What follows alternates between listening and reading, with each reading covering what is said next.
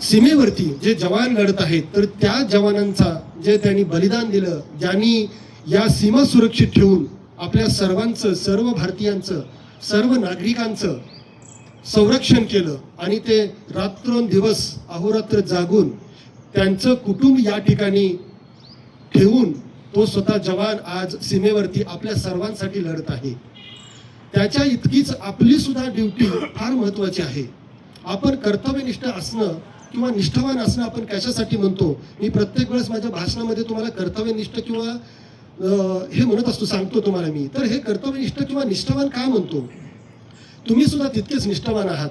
आज ही कंपनी ज्यावेळेस तुमच्या हातामध्ये देऊन आज सर्वजण या 3 दिवसाच्या सुट्ट्या उपभोगतात घरी, त्यावेळेस तुमचा खऱ्या अर्थानं रोल चालू होतो. आणि तो रोल, ही जी भूमिका आहे आमच्या पाठीमाघारी, तर माझे कान डोळे हे तुम्ही सर्वजण आहात. तुम्ही दिलेला जो विश्वास आहे, तो विश्वास घेऊन मी सुद्धा आज घरी शांततेत बसू शकतो किंवा माझ्या कार्याच्या ठिकाणी मी कार्य करू शकतो. तुम्ही जर एखादा विश्वासघात केला तर त्या ठिकाणी हा विश्वासघात तुमचा नाही आहे, लक्षात घ्या, तुमच्या पंचायत एजन्सीचा आहे. तुम्हाला कोण ओळखतंय का? नाही ओळखत आहे, लक्षात घ्या.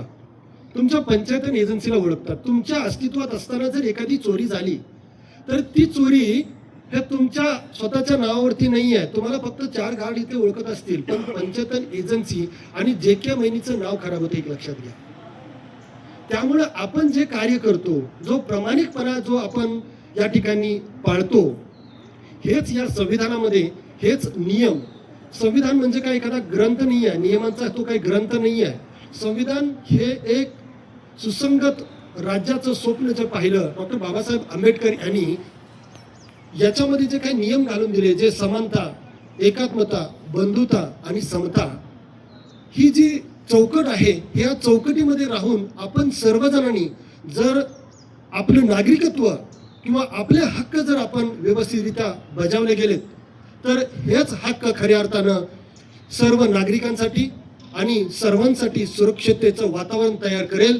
आणि आपण ज्या ठिकाणी कार्य करतो तो कार्य आपला मोलाचा वाटा असेल.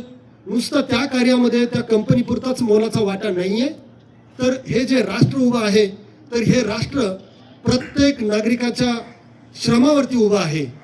प्रत्येक नागरिक जो आज कार्य करतो, प्रत्येक नागरिक जे आज काम करतो, प्रत्येक जवान आज त्या ठिकाणी कार्यरत असतो, त्या कार्याचं प्रतीक म्हणजेच हा भारताची मान जे उंच करतो.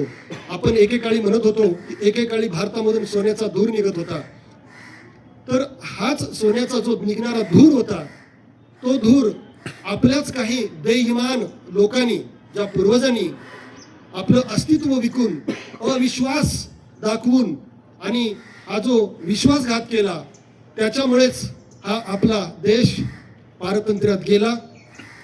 पारतंत्र्यात जरी गेला असला तरी सुद्धा आपल्या सर्वांच्या पूर्वजांनी, ज्या वीरांनी, ज्या जवानांनी हा देश पारतंत्र्यातून बाहेर काढला, स्वतंत्र केला आणि हे स्वतंत्र नवनिर्मितीचं राष्ट्र आपल्या सर्वांच्या हाती दिलं. आणि हे नुसतं राष्ट्र हाती नाही दिलं, तर या राष्ट्रामध्ये दिवसेंदिवस प्रगती होत जाताना आपण सर्वजण पाहत आहोत. आणि हे नुसतं पाहताना नाही आहे, तर युवा पिढी, हे युवकांचं राज्य आहे. जे स्वामी विवेकानंद होते, ज्यांना मी माझे आद्यगुरू म्हणतो, आणि नेहमी माझ्या मनामध्ये एक चळवळ असते की युवकांप्रती नेहमी मार्गदर्शन करण्यासाठी उत्स्फूर्त असतो, उत्साही असतो. त्याचं कारण एकच आहे, आजचा युवक हा उद्याचा नेता आहे, उद्याचा समाजकर्ता आहे. आणि उद्याचा सुरक्षित भारत, जवान भारत आणि मान ताट करून जगण्यासाठीची जी छत्रछायाखाली ज्यांच्या जगता यावं, असा युवा उद्याचा तयार व्हावा, म्हणून या आजच्या युवा पिढीसाठी मी नेहमी नेतृत्व करतो आणि यांना नेहमी त्यांच्याशी संवाद साधतो, त्यांना मार्गदर्शन करतो. तर हे त्यांनाच का, आता मी तुमच्यामध्ये जेव्हा येतो, तुमच्यामध्येही बऱ्याचशा गोष्टी मी सांगून जातो. सांगतो म्हणजे काय करतो, हे कंपनीपुरतं मर्यादित आहे का? तर नाही आहे. हे मर्यादित कंपनीपुरतं नाही आहे मित्रांनो. हे तुमच्या सर्व वैयक्तिक जीवनामध्ये सुद्धा ही शिस्त यायला पाहिजे. आणि ही शिस्त जर आपल्या प्रत्येकाच्या जीवनामध्ये आली, तर आपली जी मुलं आहेत, तर आपल्या मुलांना सुद्धा ही शिस्त लागेल की आपले बाबा, आपले पप्पा, आपले डॅडी ज्या पद्धतीनं कंपनीमध्ये कर्तव्यनिष्ठ राहतात, ज्या पद्धतीनं ते स्वतःचं वर्तणूक ठेवतात, ते हळूहळू हळूहळू आपल्याला कॉपी करत असतात. आपण किती लोकांचा सन्मान करतो.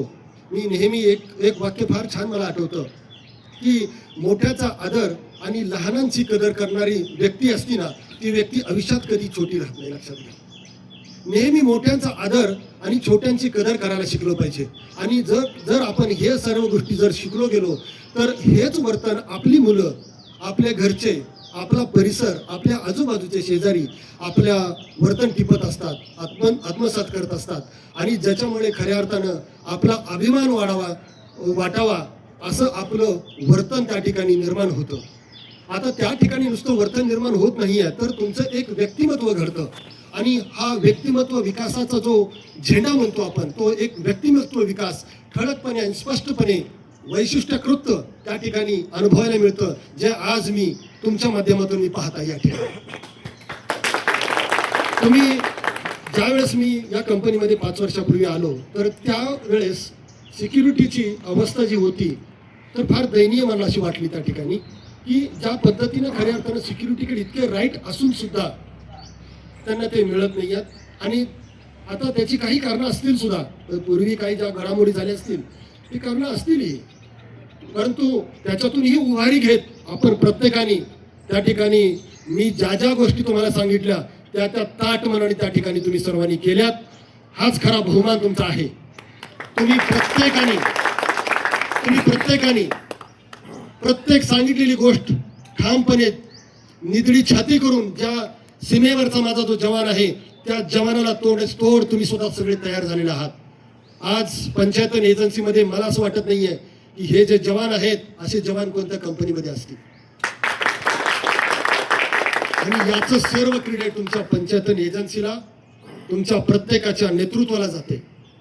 जो प्रत्येक जण मला कोण बघेल नाही बघेल, परंतु मी आज या ठिकाणी कर्तव्यनिष्ठपणे मी ड्युटी करणार आणि तुम्ही करत आहात. मी ज्या ठिकाणी ज्या वेळेस बॅक साईडला जातो त्या वेळेस प्रत्येक जण किंवा कॅमेरा मी ज्यावेळेस ओपन करून बसतो त्या वेळेस प्रत्येक जण त्या ठिकाणी कर्तव्यनिष्ठ दिसतो. हेच मला फार अभिमान आहे या सर्व गोष्टींचा, तुम्हा सर्वांचा. हे राष्ट्र अशाच जवानांच्या आणि श्रमावरती उभा आहे.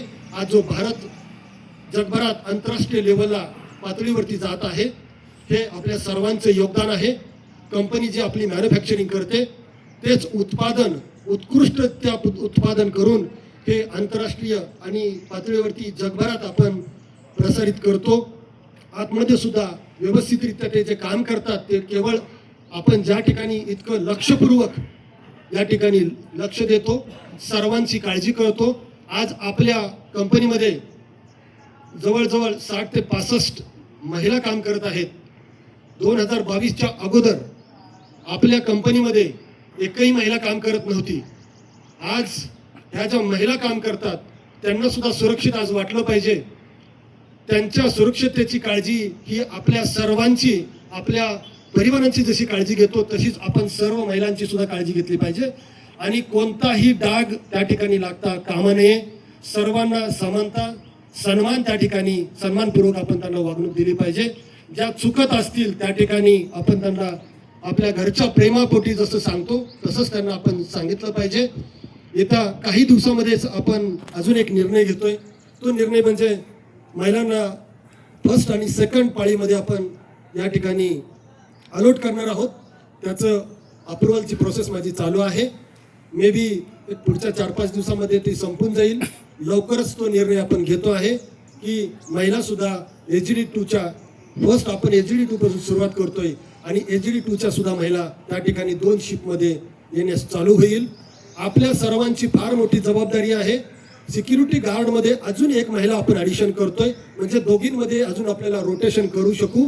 आणि रोटेशन केल्यामुळं प्रत्येक येणाऱ्या स्त्रीला, महिलेला किंवा जी मुलगी आहे त्यांच्या घरच्यांना सुद्धा हे वाटलं पाहिजे की या ठिकाणी फार सुरक्षिततेचं वातावरण आहे आणि त्यांच्या मनामध्ये यथा किंचित कोणताही परिणाम किंवा यथा किंचित कोणताही दुर्दैवानी गोष्ट घडू नये अशी गोष्ट इथं अनावधानाने सुद्धा होता कामा नये. हे आपल्या सर्वांची फार मोठी जबाबदारी आहे आणि हे जबाबदारी तुम्ही सर्वजण पार पाडाल अशी अपेक्षा व्यक्त करतो आणि आजच्या दिवशी जास्ती काय न बोलता तुम्हा सर्वांना परत एकदा आजच्या प्रजासत्ताक दिनाच्या खूप खूप शुभेच्छा देतो. तुमची मुलं सुरक्षित घडवा. मुलांना काही मार्गदर्शन हवं असेल तर माझ्याकडे वेळ घेऊन मला भेटवा.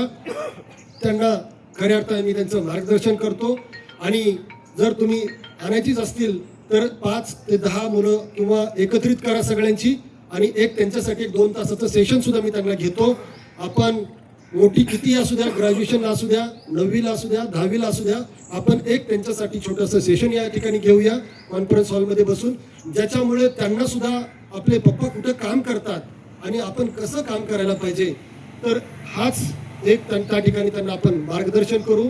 तुम्हा सर्वांचं परत एकदा अभिनंदन मी करतो. आपण दरवर्षाप्रमाणे जी मध्ये फार 15 ऑगस्टच्या वेळेस फार नाराज झालो होतो, बऱ्याचशा गोष्टी मनाप्रमाणे थोड्याशा घडल्या नव्हत्या मित्रांनो, पण हे चालत राहतं.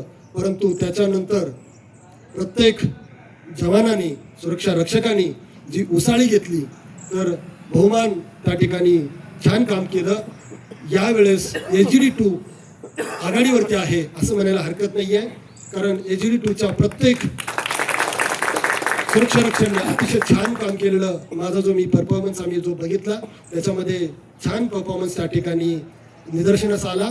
तर मी अमय पंत यांना विनंती करतो की त्यांनी त्यांचे यावेळेचे बक्षीस वितरण जे आहेत, जे सर्टिफिकेट आहेत, तर त्यांचा पुकारण्यात यावी यादी.